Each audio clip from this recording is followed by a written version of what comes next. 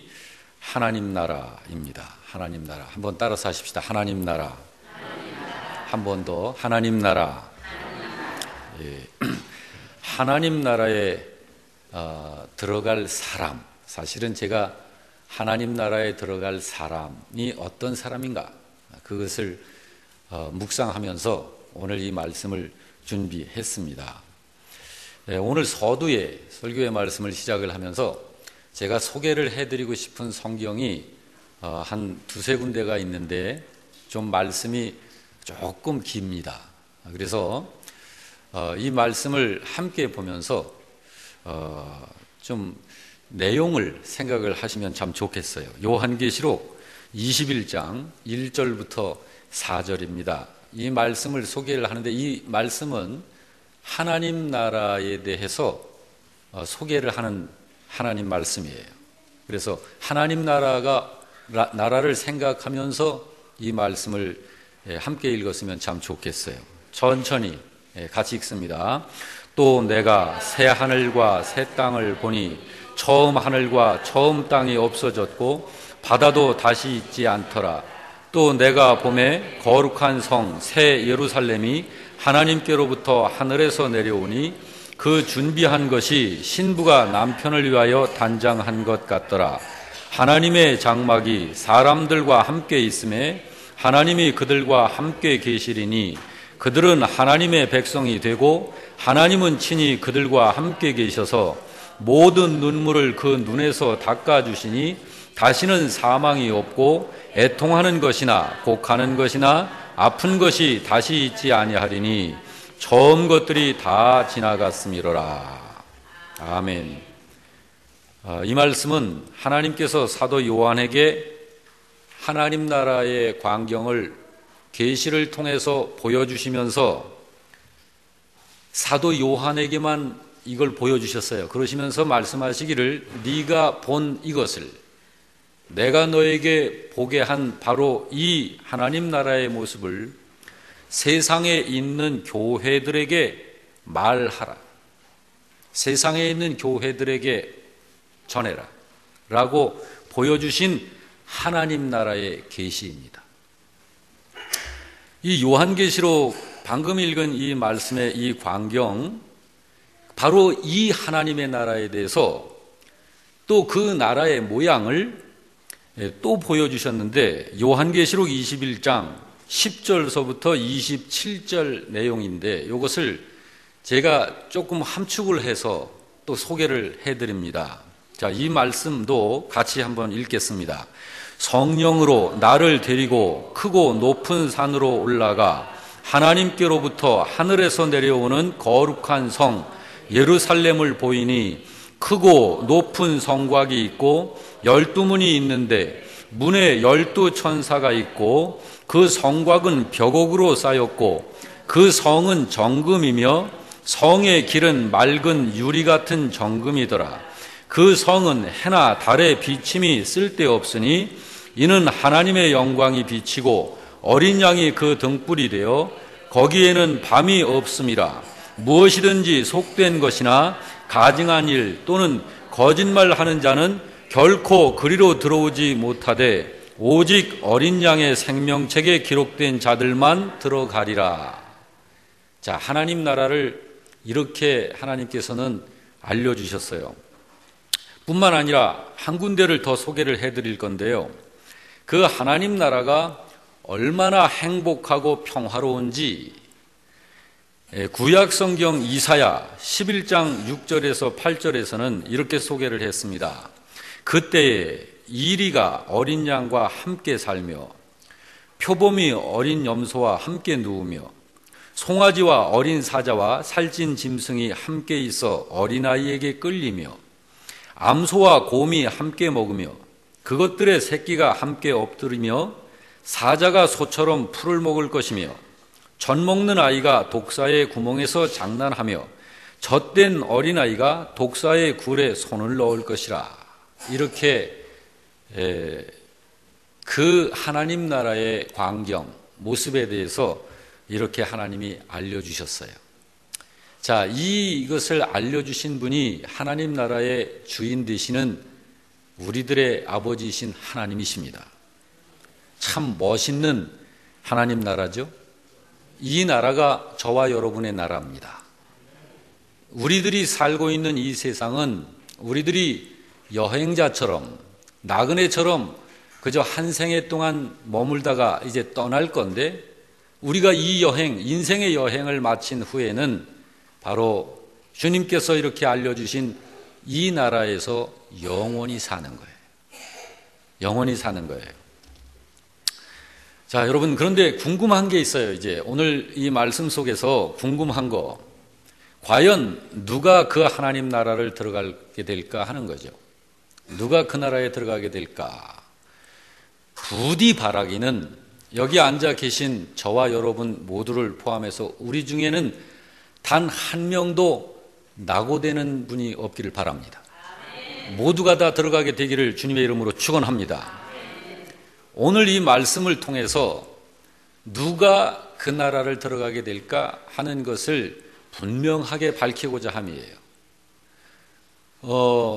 이 하나님 나라에 들어갈 수 있는 그 자격이 있지 않겠습니까? 예, 뭐 어디든지 어린이집도 등록을 해서 자격 요건을 갖추어야 그 어린이집에 들어갈 수 있어요. 어느 아파트든지 뭐 주거지든지 마찬가지죠. 대한민국 그러면 대한민국 사람으로서의 자격이 있어야 이 나라에서 삶을 누릴 수 있죠. 불법 체류자들이 또 얼마나 많습니까? 도망 다니면서 사는 사람들. 그래서 과연 누가 이 하나님 나라를 들어가게 될까? 마음에서 들어가기를 원하기만 하면 들어가는 걸까? 그건 아니에요. 하나님 나라에 들어갈 수 있는 사람은 그 모양이 있어요. 아무리 가고 싶어도 못 가는 사람이 있을 것입니다. 지혜롭게 그 나라에 들어갈 수 있는 여러분 자신으로 오늘 말씀을 통해서 분명히 진단하고 깨닫고 또 그런 자격 요건을 갖추는 그런 복이 임하기를 주의 이름으로 축원합니다. 오늘 말씀을 통해서 이런 사실을 분명히 알고 그 나라의 백성이 되고 은혜를 받는 시간. 자, 보통 우리들이, 저는 임종하는 분들을 참 많이 봅니다. 목회를 해서 그런지 이제 인생을 마감하는 순간을 맞이하는 분들을 참 많이 봐요. 그런데 그 인생의 마지막에 다다른 분들을 보게 되면은 참 많은 분들이 대책 없이 막연하게 죽음을 맞이합니다. 대책이 없이 막연하게 죽음을 맞이해요. 참 굉장히 가슴이 아파요. 그런 분들은 100% 하나님 나라에 못 갑니다. 이런 것이 우리들의 현실적인 문제예요. 여러분, 분명히 우리가 알 것은 하나님 나라는 분명히 있습니다. 반대로 지옥도 분명히 있습니다. 하나님 나라와 지옥은 영원한 영적 세계입니다. 사람은요, 누구나 이 세상의 삶을 마친 다음에는 천국이든지 지옥이든지 둘 중에 한 군데를 반드시 가야 합니다. 두 군데 다 안 가겠다, 그런 사람은 없어요. 그런 마음을 갖고 있다고 해서 그렇게 될 수 있는 것도 아니고요. 우리의 주인이 따로 있어요. 저의 주인은 제가 주인이 아닙니다. 저의 주인은 나를 이 세상에 보내신 그분이세요. 그분을 알고 그분의 뜻을 따라 사는 것이 만들어진 피조물의 의무입니다. 그래서 하나님께서 하시는 일이 이 세상을 살고 난 모든 인생들은 하나님 나라든지 지옥이든지 두 군데 중에 한 곳으로 보내시는 거예요. 하나님께서. 이 시간 예배를 드리는 여러분 모두는 부디 한 분도 낙오됨이 없이 하나님 나라, 곧 천국에 들어가게 되시길 주의 이름으로 축원합니다. 그래서 오늘 말씀을 잘 들으시기 바랍니다. 자, 먼저 오늘 본문 13절을 보겠습니다. 다 같이 합독합니다. 사람들이 예수께서 만져주심을 바라고 어린아이들을 데리고 오매 제자들이 꾸짖었다. 여러분, 여기 보니까 왜 아이의 부모들이 자기의 아이들을 데리고 예수님께로 나왔을까? 궁금하죠? 여기에 말씀되어져 있듯이 예수께서 만져주심을 바라고 데리고 온 거예요. 예수께서 만지시면 무슨 일이 있나? 무슨 일이 생기나? 여기 만져주심을 바랐다라는 것은 예수님으로 하여금 아이들의 머리에 손을 얹으시고 축복하시는 것을 바랬다라는 거예요. 그런데 여러분, 우리의 자녀들을 예수님이 만져주시기만 해도 영적으로 무슨 복이 올까요? 복이 될까요? 이 사실에 대해서 아마 믿는 신자들도 별로 그렇게 인정하지 않고 있는 것 같아요. 왜 그러냐면은 요즘에 여러분, 우리 영락교회가 이제 대신방 10월달, 11월달 2달 동안을 대신방 기간이어서 제가 좀 분주했는데, 여러분, 대신방을 거절하는 분들이 있어요.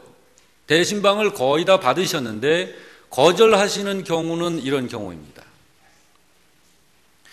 여러분, 우리의 자녀들을 예수님이 만져주시기만 해도 영적으로 무슨 복이 될까? 이 사실에 대해서 예수님이 하셨던 말씀과 예수님의 행위를 보면 이 사실이 중요한지 아닌지를 우리가 알 수 있어요. 자, 다시 한번 13절, 14절을 보면 사람들이 예수께서 만져주심을 바라고 어린아이들을 데리고 오매 제자들이 꾸짖었다. 그러니까 14절에 예수께서 보시고 노하시어 이르시되 어린아이들이 내게 오는 것을 용납하고 금하지 마라. 예수님은 이런 것에 대해서 인정하셨어요. 부정하지 않으셨습니다. 유대인들은 세계 제1의 명석한 두뇌를 가진 민족으로 유명하죠. 왜 그럴까요? 이유가 있어요. 영적인 축복이 그들에게 흘러가는 거예요. 그래서 그런 거예요. 여러분, 미국이 세계 최강, 세계를 지배하고 있지 않습니까? 중국이 거기에 견제를 하려고 굉장히 발버둥을 치면서 크려고 하지만 그거는 안 될 것입니다. 왜냐하면 하나님께서 하시는 일이기 때문에. 미국이 인구수가 2억이 조금 넘습니다. 그런데 미국의 실제 정치권이나 이 재정적인 이런 부분에 전체를 장악하고 있는 사람들이 유대계 미국인들이에요. 이스라엘 계통의 미국인들이라고요.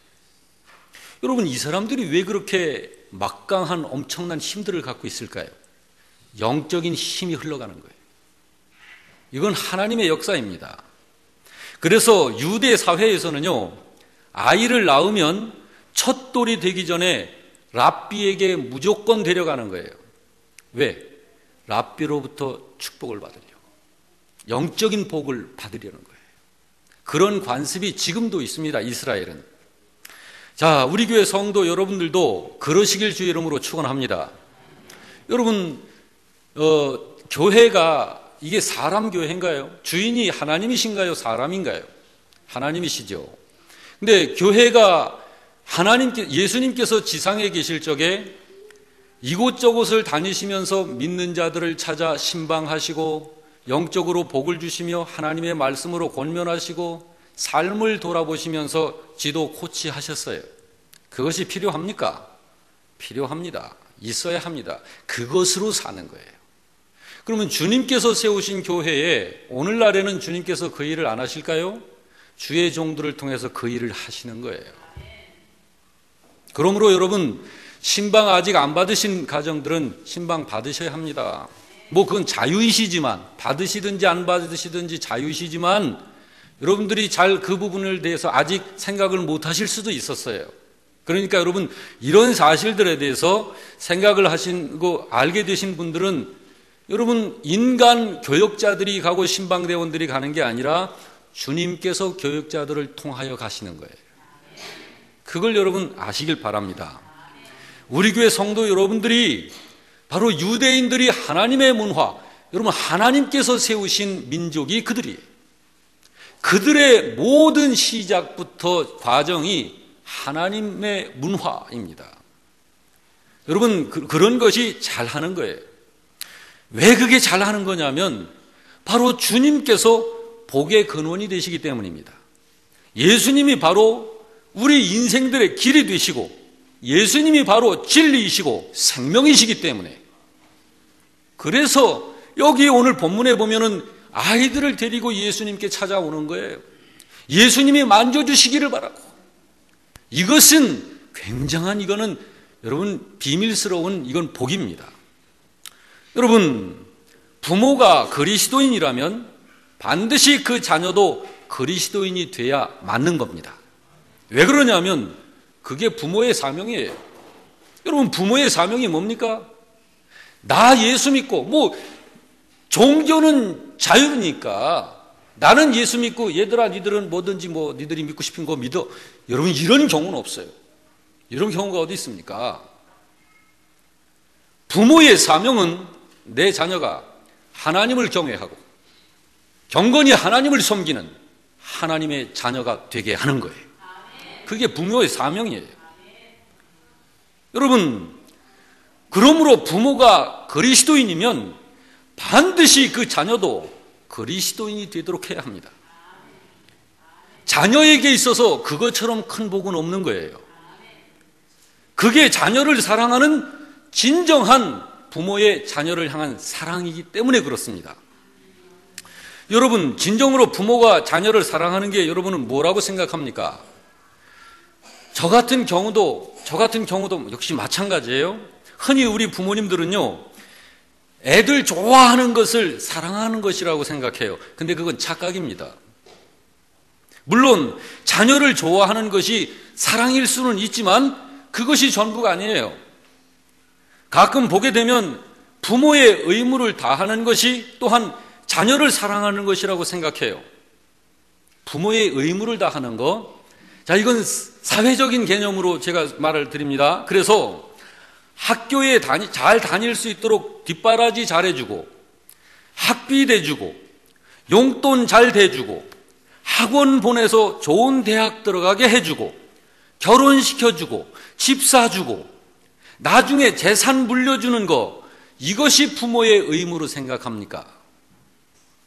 그리고 이걸 잘하는 것이 자식을 사랑하는 것이라고 생각을 합니까? 그게 착각이에요. 그게 착각이라고요. 그것도 사랑의 한 모습은 분명하지만 진정한 부모의 자식을 사랑하는 사랑의 핵심은 빠진 거예요. 정말 자녀를 사랑하는 일은 내 자녀의 영혼이 예수님을 만나게 해주는 거예요. 그것이 진짜 자녀를 사랑하는 것입니다. 여러분, 우리 영락교회는 이 사실에 이유 없이 동의하시길 바랍니다. 이 사실은 무조건 동의해야 해요. 여러분들이 자식한테 집 못 사줘도, 용돈 제대로 못 줘도, 좋은 대학 못 들여보내줘도, 학원 한 번 못 보내줘도 여러분이 여러분의 자녀를 예수님 만나게 해주면 여러분은 부모의 사명 하는 거예요. 그거 없이 여러분 세상에 속한 것 가지고, 그 임무 다 하는 거 가지고 나는 자식 사랑 다 했다. 천만의 말씀. 그건 자식 사랑하는 사람 아니에요. 여러분, 진정으로 자녀를 사랑하는 것은 내 자녀가 인격적으로 예수님을 만나도록 해주는 거예요. 그런데 자녀의 영혼에 대해서 관심이 별로 없어요. 자녀의 영혼에 대해서. 자녀의 진학이라든가 자녀들의 취직이라든가 자녀의 결혼에 대해서는 정말 관심이 많아요. 그런데 내 자녀의 영혼에 대해서는 별로 관심이 없어요. 그저 막연하게 언젠가는 엄마가 아빠가 예수 믿고 교회 다니니까 얘들이 언젠가는 주님 만나겠지, 예수 믿겠지, 그냥 이렇게 생각하는 정도. 여러분, 부모된 우리가 세상을 살아 있을 동안에 내 자녀에게 주님을 만나게 해주지 못하면은요, 우리의 자녀들이 영원토록 주님과 원수된 상태에서 생애를 살아가게 될 수 있습니다. 이거는 부모가 자식한테 하지 못할 가장 못된 짓을 하는 거예요. 여러분, 우리 자녀들이 앞으로 살아가게 될 이 현실 사회는요, 지금보다 점점 악해질 갈 거예요. 지금 이 세상보다, 우리가 경험하고 살고 있는 실제 이 세상보다 더 음란해지고 더 파괴적이고 더 포악한 세상이 되어갈 것입니다. 그렇게 되기를 원치 않습니다마는 성경이 그걸 말하고 있어요.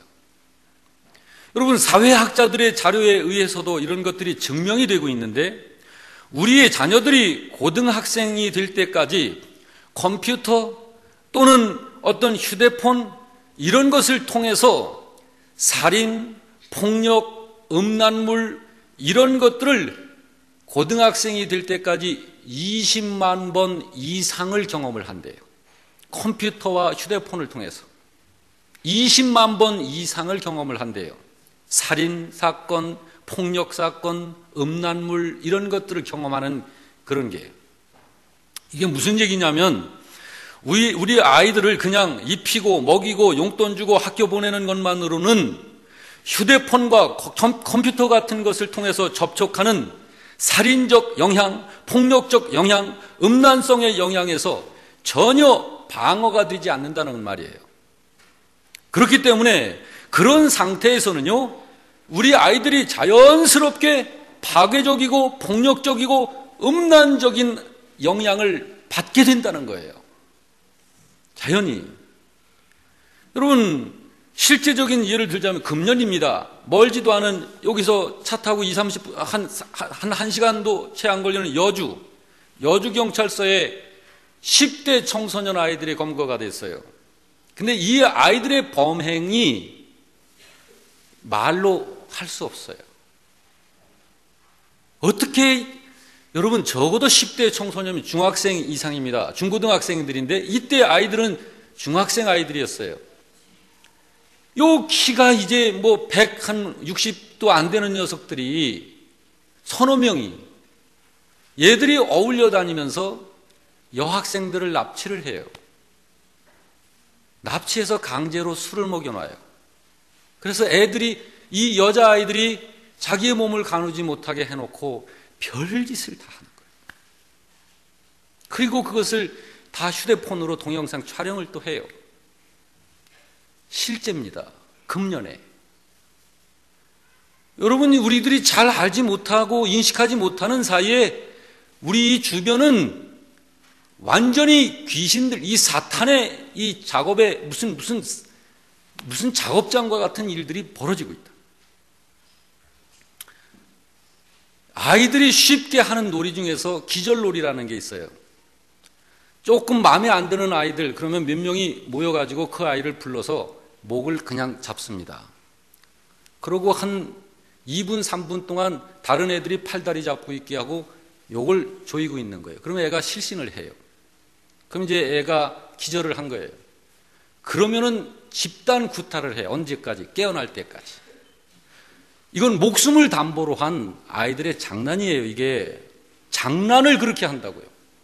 근데 이 애들이 이런 걸 어디서 알았을까요? 자, 사람이 기절을 하면 우리는 덜컥 겁부터 나지 않습니까? 근데 요즘 아이들은 안 그렇다고요. 뭐 다 그렇다는 것은 아니지만 이것이 현실 사회의 구석구석에서 현실적으로 벌어지는 일들이라. 이런 사회에 우리의 자녀들이 노출되어 있는 거예요. 그렇기 때문에 여러분, 우리가 세상을 떠나기 전에 우리 자녀들이 주님을 만나게 해줘야 해요. 여러분, 우리 영락교회에 보면 우리 청소년 아이들, 그래서 참 제가 요즘에 우리 10대 청소년 중고등학생들에 대한 부담감이 굉장히 큽니다. 우리 교회 청소년 아이들, 이 아이들 참 주님 만나서 주님과 함께 사는 이런 아이들이 되어야 될 텐데 이거 어떻게 해야 되나? 이런 부분에 있어서 제가 부담감이 좀 커요. 여러분, 부모된 여러분들 협조해 주시기 바랍니다. 교회에서 이 아이들을 예수님 만나고 믿음 커가며 하나님의 생명의 양식으로 이 아이들을 키워내려고 하니까 여러분 부모님들 협조하세요. 아이들 교회로 보내주세요. 집에서 아이들이 내 애가 교회를 안 가려고 하면 그래 쉬어. 여러분 이래서는 안 돼. 우리 주일학교 아이들도 마찬가지예요. 유치부 아이들도 마찬가지고요. 교회 보내세요. 지금 교회에서 각 기관에서 책임사역자들이 교사들과 함께 최선을 다하고 있습니다. 저는요, 우리 교사들, 책임사역자들이 좀 이런 그 목회의 실력이 없거나 좀 나태하거나 그러면 제가 무섭게 다룹니다. 이건 생명을 다루는 일이기 때문에. 여러분 자녀들 교회 보내주시기 바랍니다. 보내세요. 그거 여러분들이 하실 일입니다. 교회와 부모들이 협력해서 자녀들을 키워내야 해요. 자, 여러분, 우리들의 자녀가 주님을 만나게 하려면 어떻게 해야 될까요? 우리 자녀들이 주님을 만나려면 먼저가 주님께 데리고 나와야 돼. 주님께 데리고 나와야죠. 그래서 먼저 영혼이 잘 되도록 해야 해요. 이것이 순서입니다. 이것이 축복의 순서예요. 여러분 요한 3서 1장 2절에 사도 요한이 이런 말씀을 한 것을 기억하시죠? 사랑하는 자여, 너의 영혼이 잘됨 같이 너가 범사에 잘되고 강건하기를 내가 간구한다. 여러분 우리의 축복의 순서는 먼저가 영혼입니다. 영혼이 먼저 잘되게 하는 일이 순서예요. 영혼이 잘 되지 않으면 그 사람은 인생이 다 망가지는 거예요. 여러분 왜 예수님을 만나는 일이 우리 인생에 그렇게 중요합니까? 예수 만나는 일이 왜 그렇게 중요할까? 그건 예수님이 우리의 구세주이시기 때문에 그런 거예요. 예수님만이 구세주세요. 이 사실 믿으십니까? 예수님께서만이 우리 인생의 길이 되시고 진리이시고 생명이시기 때문에 예수님께 데리고 나오는 것이 중요한 거예요. 그래서 그렇습니다, 여러분. 우리가 예수님을 만남으로 죄와 사망으로부터 해방이 될 수가 있는 것이고 예수님을 만남으로 영원한 생명을 가질 수가 있는 거예요. 예수님을 만나지 아니하고서는 해방이 될 수도 없는 것이고 영원한 생명을 가질 수도 없는 것이에요. 그렇기 때문에 예수님을 만나는 일이 우리 인생에서 가장 중요한 일입니다. 이 가장 중요한 일을 못했는데 다른 일이 뭐가 그렇게 더 중요하겠어요? 바로 그런 것이에요. 자, 이제 오늘 본문을 다시 보시기 바랍니다. 여기를 보시기 바랍니다. 아이들을 데려오는 것을, 자, 누굴 데리고 왔다고요? 이런 애들 데리고 왔어요. 제가 설교할 때 애들이 꼼지락꼼지락 하면 참 신경 쓰입니다. 그래서 부모님들은 좀 다스려 주시길 바라는데, 이 애들이 그래도요, 애들이 교회에 이렇게 데리고 오는 거, 제가 그래서 어린아이들을 이렇게 11시 예배에 들어와라, 통합해서 예배를 드리는 그 의미가 있는 거예요. 이렇게 하려고 하는 이유가. 근데 여러분 오늘 여기 보니까 애들을 데리고 왔어요. 그런데 어른들이 그 애들 데리고 오는 사람들을 꾸짖는 거예요. 꾸짖어요. 애들을 예수님께 데리고 나오는 것을 가로막는 거예요.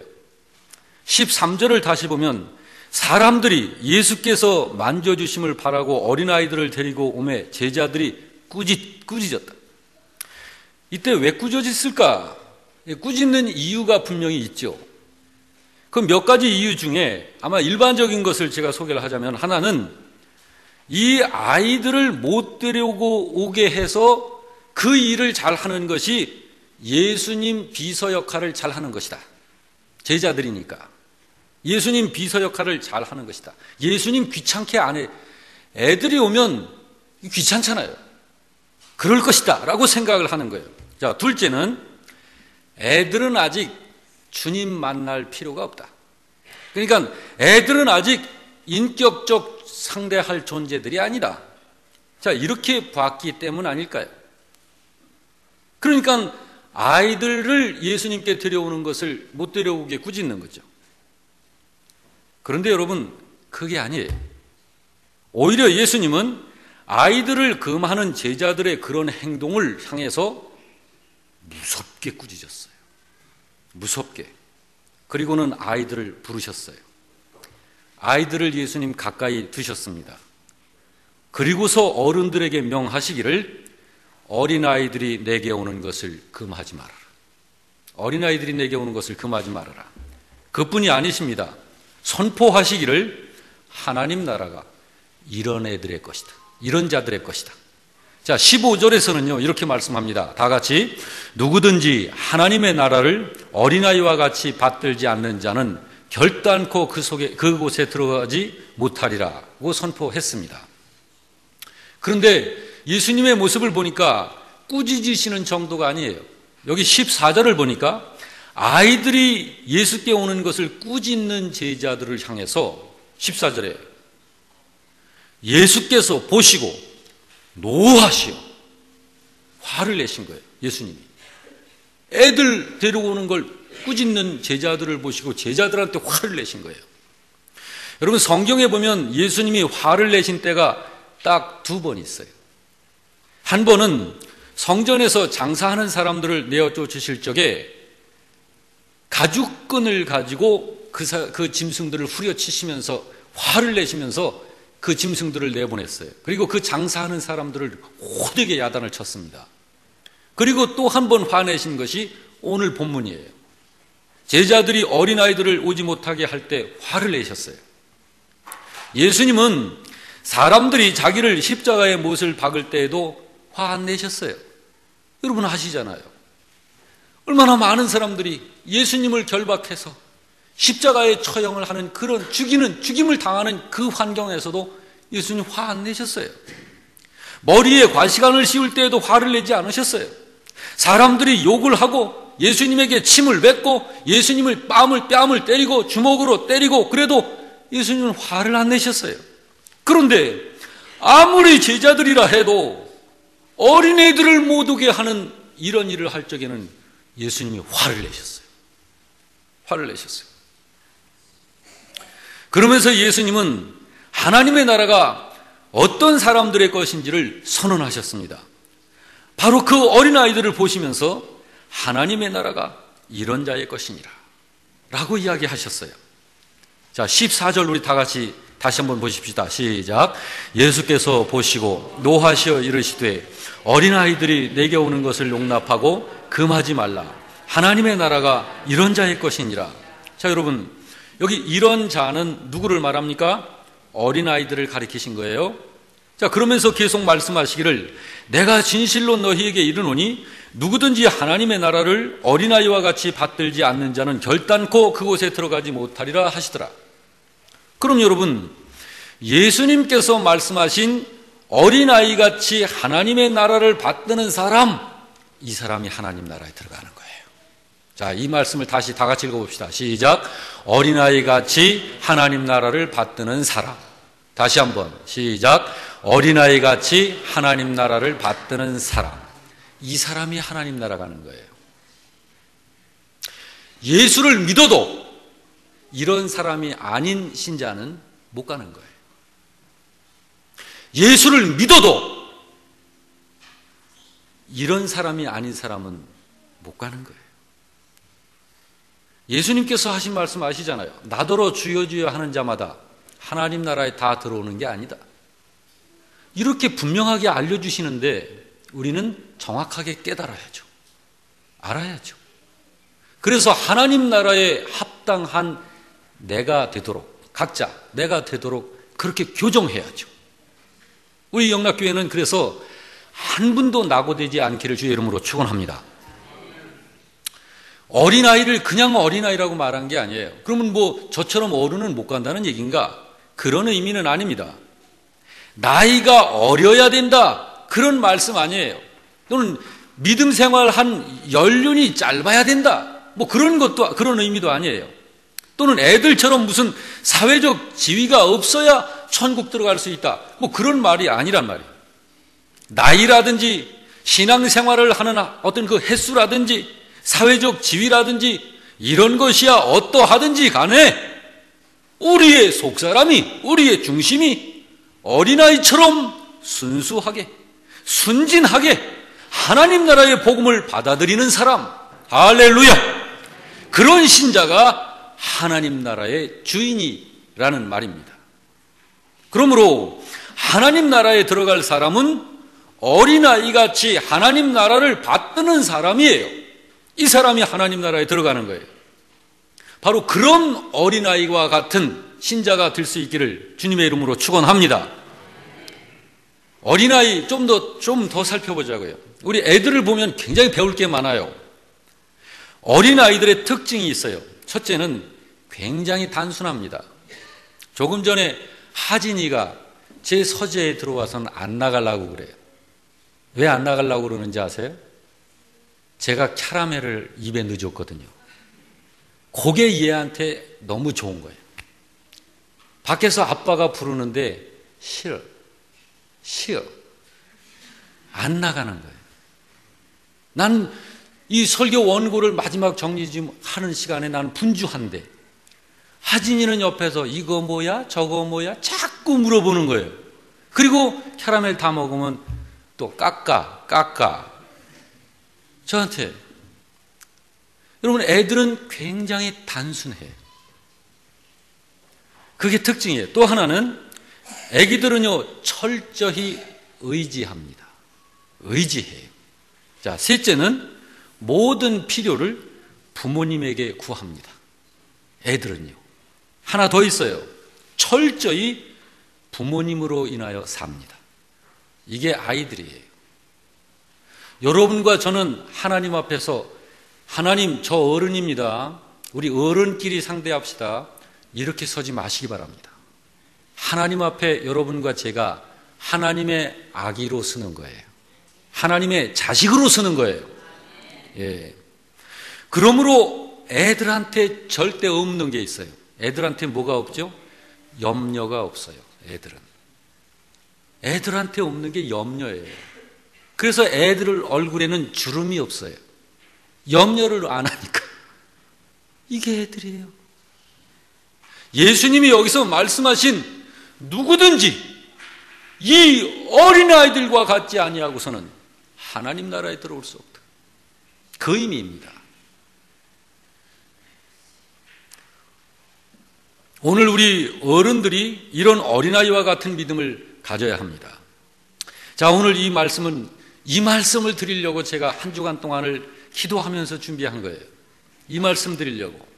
너무 우리들은 똑똑해. 너무 똑똑해요. 저도요, 너무 똑똑해요. 저도.